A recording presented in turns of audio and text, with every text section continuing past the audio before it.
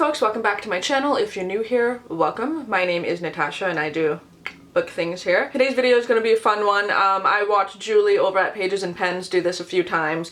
I'm not sure where she originally got the idea from, but that's where I saw it. And it is reacting to 1-star reviews of your favorite books. I decided to pull some of my favorite thriller horror books. I just did 5 just because I didn't want this video to be too long. I also am uploading this on a Stephen King Sunday because 2 of these books are Stephen King's. And I wanted it to be longer than just to me like reacting to my 2 favorite Stephen Kings that I read this year. So I included 3 other books and I'm just gonna make this reacting to sort of horror. Hopefully you guys like that. Basically I'm gonna tell you guys why they are some of my favorite books, then I'm gonna go into Goodreads and just sort of react to the 1-star opinions about it. I hope I don't get upset. I really appreciate other people's opinions, and for a lot of these books I think I'm gonna be able to understand what the negative opinions would say. So maybe I'll try to predict what some people have to say about it. One thing I do want to just mention, yes, my hair is fading really fast and really weird. It was blue, now it's this purpley lilac-y silver. Whatever, I fuck with it. It's fine. So I'm gonna start with Salem's Lot. Salem's Lot is a sort of classic vampire story. It's set in a small town. It's very slow burn though, and while that's something that I really enjoyed, I have a feeling that the 1-star reviews are gonna be like, it's too slow, it's too boring. That's kind of my own prediction. I don't know. Let's find out, shall we? So let me just pull up my Goodreads here. I know Julie filmed this and got so mad she got a headache, so I also don't write written reviews for my books on Goodreads, which is something I might want to try to do in the new year. 1 star, not very many. TBH. Alright, I'm so nervous. The first review is, all I can say is that this book took me over 2 weeks to read and I was so glad when I finally slogged my way to the finish line. Never been so bored in all my life. Which is pretty much precisely what I predicted. I have to say that I am in the minority with this one, or at least I'm pretty sure that I am. I was not impressed by Salem's Lot. The sad thing was that it had a lot of potential, perhaps because King was still a young author when he wrote this novel. Or maybe he's just not that great after all. I don't know. The characters were stupid. I mean, downright dumb. They constantly made the same mistakes over and over again. They told everyone not to split up, and the first thing they decided to do was split up. Yeah, that's fair. I give you that. I was disappointed by the ending. It's a Stephen King book. I don't know what to tell you. I was so utterly bored by the characters and by King's lack of description that the plot mattered so little to me. Lack of description? Bitch, what? It's a 750-page book. Although I was close, I have no idea how this book ends, and neither do I care. It's dull and not even worth picking up, so you didn't finish it. Like, mistake number 1 right there. 1 star, and the comment is, reread later. Alright, let's see here. Now you know we're getting real when I'm getting to this position. I don't really know what to say about this book other than that it bored me and it wasn't scary at all. There's one part where some people unload boxes in a dark old house at night, which was somewhat atmospheric, but 2 pages out of 600 aren't gonna save this novel. It's full of Hollywood cliches and stupidity. On the positive note, at least it's about a real vampire. No romantic Twilight or Buffy the Vampire Slayer crap here. Alright, so this is the second novel by S. King that I've read. After reading The Shining, I was rather curious about what other cheap tricks Mr. King had under his sleeve. I'm afraid to tell, though, however, that this book is just 427 pages of pure rubbish. The prose is cheap and vulgar. It was clear that King was only trying to fill the pages with lame analogies? With lame analogies and unnecessary information. Don't waste your time or money. I disagree. It's like The Haunting of Hill House and Dracula had a baby they were both a little embarrassed about. That's kind of a good one. He managed to write Dracula in Maine and he didn't really do a great job. Couldn't get into it. A lot of like DNF, so slow. I have no idea what the fuss about this book is. It's slow, boring, not even remotely scary. Didn't complete it. Vampires. I really liked it because it was slow, and I don't know, I got like such a good feel of how the entire town looked and how the people worked, and I don't know, I like slow burn books, and I found there were parts in this that were like genuinely scary because I liked it, okay? I'm not gonna like defend my 5-star review, or maybe a little bit, I don't know, I really liked it. But like I said, I can definitely understand why people would rate it 1 star if they didn't like it. So that's fair, I accept those reviews. We'll do My Best Friend's Exorcism by Grady Hendrix. This is just such a fun, like, 80s nostalgic book where, like, these four, you know, teenagers go out into the woods, drop some acid, one gets possessed. It's fine. It's fun. The ending has this, like, such a great, like, friendship bond. I cried at the end. I really fucking liked it. It was a lot of fun. So, I'm not gonna lie, like, Grady Hendrix is a sweet soul, and I'm gonna be very upset at some of the one-star reviews at this, I think. The one-star reviews, if I'm looking at it from as a whole, might be because it's just sort of campy. My assumption is campy. Again, there's not too many one-star reviews of this, so... 1 star! Oh my heavens, this was beyond stupid. Wow, maybe this is too mean, but this is the worst book I've ever read. I didn't think anything could be worse than Carrie by Stephen King. If anything, this is worse than this. Oh. I'm sure there are good things about it. I don't want to be mean, but fuck, I hated this book. I also hate The Exorcist. It's my least favorite film of all time. I fucking hate it. Then why would you read a book called My Best Friend's Exorcism? I love the original Exorcist. I think it's a fucking great movie. So, like, naturally I'm gonna be like, ooh, possession, fuck me up, I love it. But if you hate exorcisms, and you hate teenagers who are possessed apparently, then why the fuck are you reading this book? See, now I'm mad. Like, I don't know, like... It says, I don't even want to go into why. It all just seems so counterproductive. There are a lot of potential here. The writing was actually pretty good. The early scenes of abuse and horror are quite nauseating. But then it all just seems to end up an exercise about thinking up nasty shit and then revolving it around the same old Christian means of demons come in via drugs, sex, rock, and roll, and the power of Christ eventually draws it out. That's a basic exorcism, like, story. It says, the 80s references were cool, but the story was contrived and shallow. Wow, this one's mean. This is like 8 paragraphs. It said, this book made me roll my eyes so freaking hard that my eyes got stuck in the back of my head. Grady Hendrix had to call his personal trainer to come give me an exorcism and then had to write another terrible book about it. No, just kidding.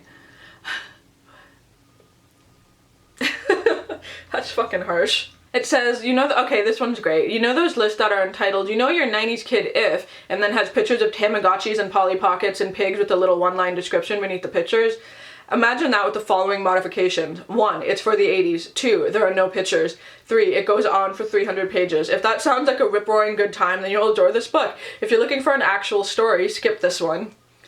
I liked it. Very slow-paced, boring, and flat. I didn't feel interested in any of the characters or the story.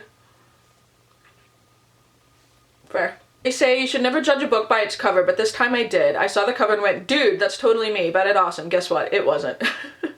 Rather than being a horror novel about possession and exorcism, I found myself reading 333 pages of teen angst and melodrama with a little bit of horror thrown in here and there.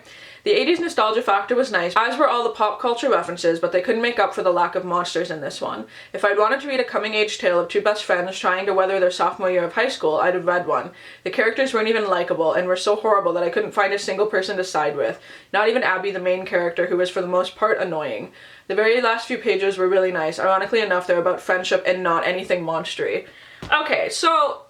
yes, now I can understand a 1-star review of that because this really is more like a teen 80s possession like book. It is a lot of character building. It's not a whole lot about the possession.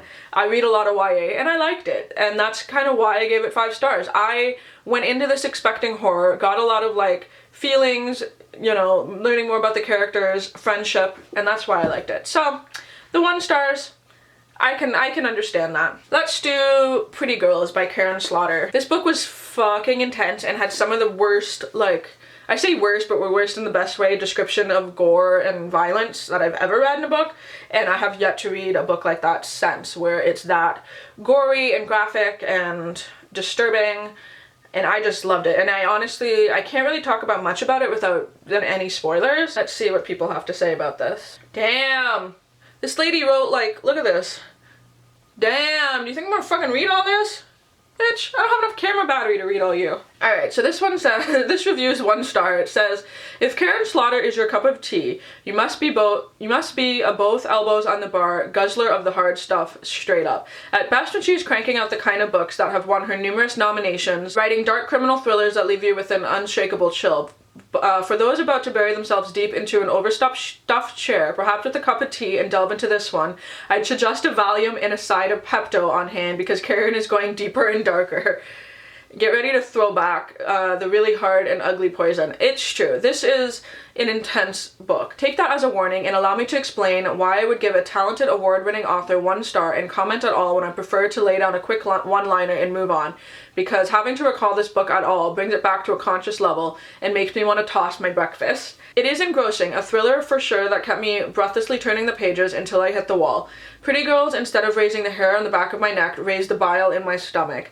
Which is what I love, bitch! Make me nauseous. It says, every October I gorge myself on spooky, scary thrillers, chillers, and books, movies, blah, blah, blah, blah, blah, blah, blah. Okay, you're just, there's a lot going on here. Anyway, that's a lot of review. Whatever, okay. Okay, 1 star. This book is full of torture porn. It's about 400 pages, and I'd say that one-fourth of it is straight up, highly detailed, repetitive torture porn.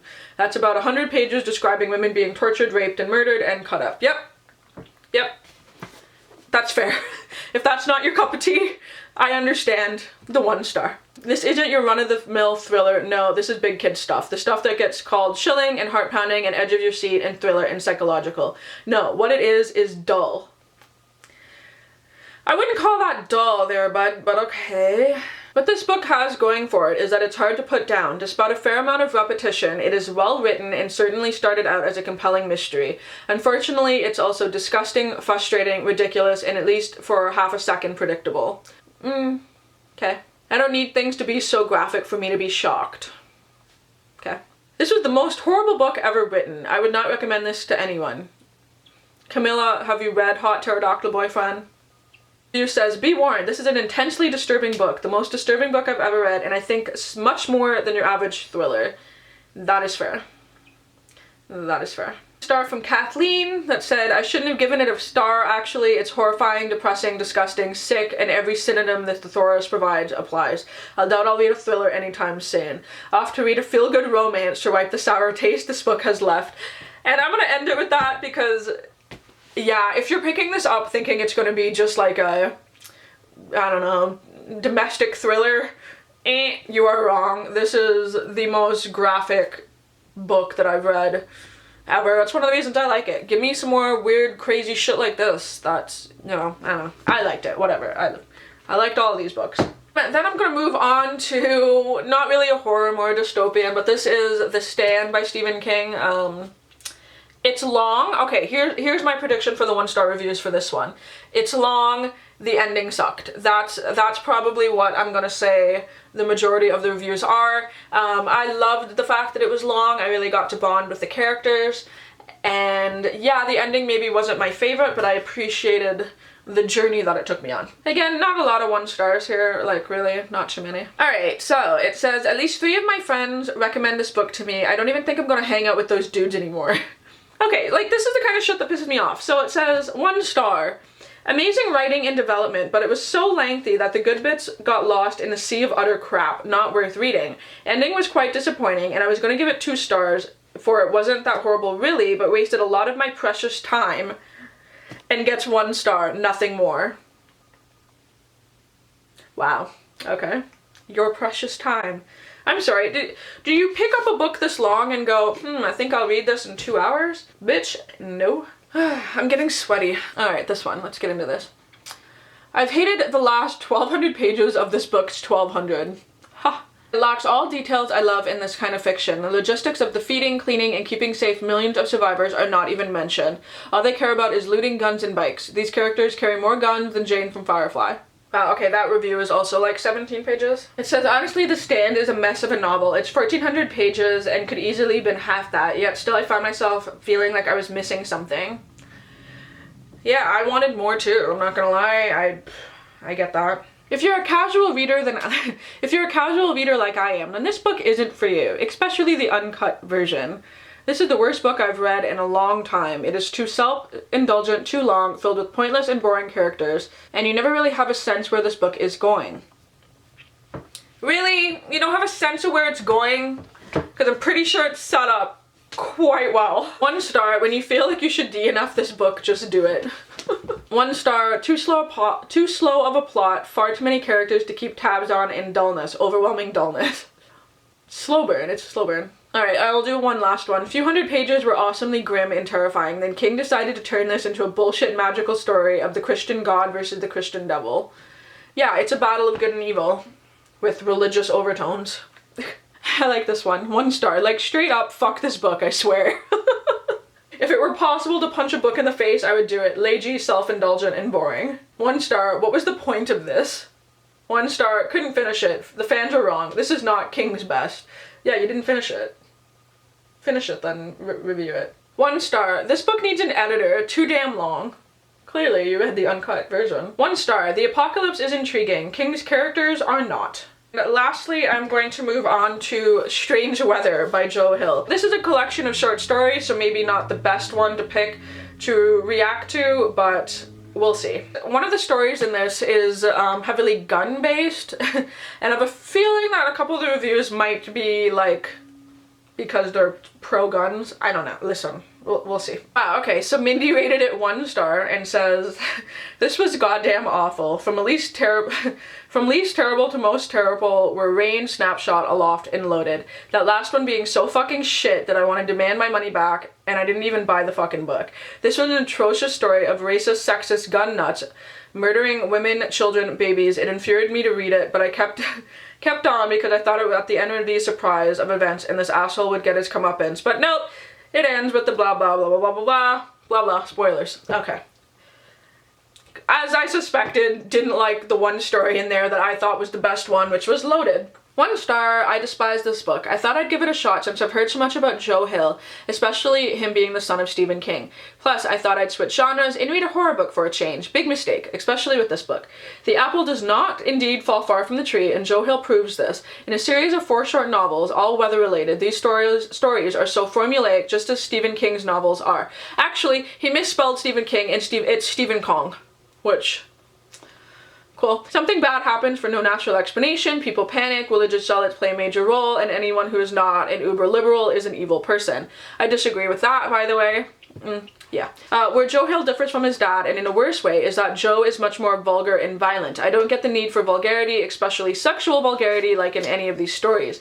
And there's also a lot of violence in these stories, and his descriptions are so detailed and not necessarily in a good way. If you're in the mood for depressing stories full of vulgarity and violence, some with not a happy ending, then this is for you. As for me, Joe Hill is a hack, and I will never read anything else from him again.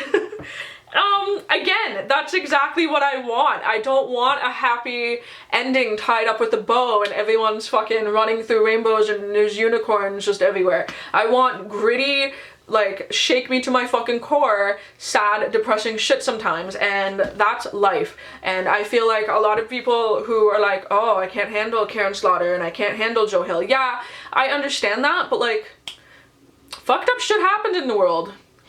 It's okay to know about it. It's okay to read about that. Like, I don't know. I don't know. Maybe I just like it. I like fucked up shit too much. I don't know. Virl rated it 1. After reading the first novella, it left me in such a lingering, depressed state that it made no sense to finish the others in it. Reviews state that they are even worse. The story itself that did this to me, alas, this is one of the worst books I have ever read. And like, okay, this one actually irritates me. Strange stories that were all over the place. Getting paid by the word always sucks for the readers. A book full of words that mean nothing.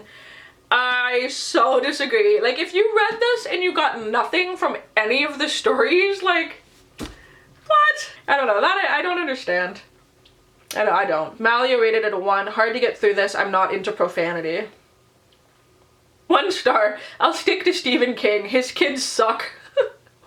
Here's the thing, I don't take things too seriously. I don't even take critique of myself too seriously. Like, I have a thick skin when it comes to stuff. What I don't understand is just the lack of, I guess, opening your mind to things that you may not like. I often read things that I know that I might not like just to see what's out there, right? And I don't know. It's overall, my reaction is, I don't know. I don't know where some people's heads are at, but I can respect people's opinions, and I think that everyone should respect people's opinions. So overall, that is me reacting to 1-star reviews of some of my favorite horror books. Horror as a loose term. Yeah, I highly suggest that you guys do this to some of your favorite books. It's a lot of fun.